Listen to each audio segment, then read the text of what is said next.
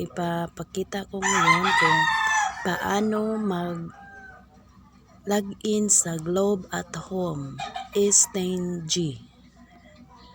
Before ko mag-start, i-subscribe muna at i-click ang notification bell para updated kayo sa aking mga ipopost na mga video.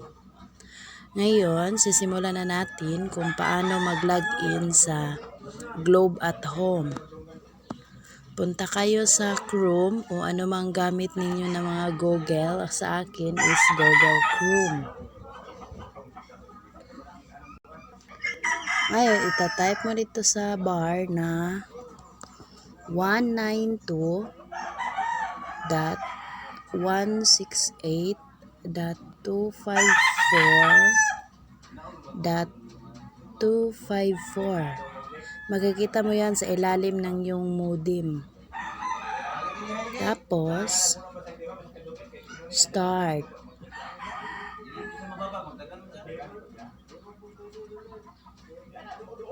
Ngayon, nakalagin pa to sa akin. Ilalog out ko muna.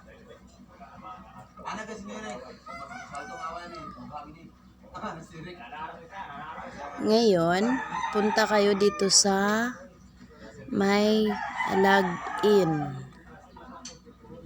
Ngayon, type mo ang small letter na user. Tapos, password is at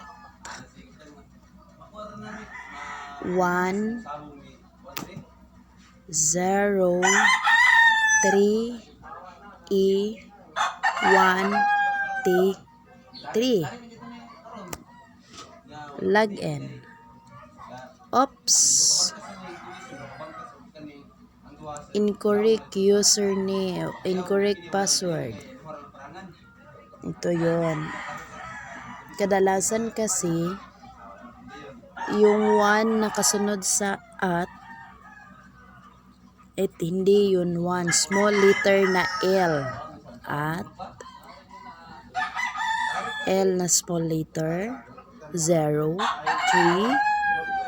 E 1 T 3. Tapos login.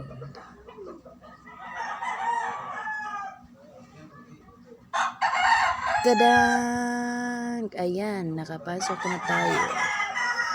Yun lang po kung paano mag-login ng Globe at Home at S10G.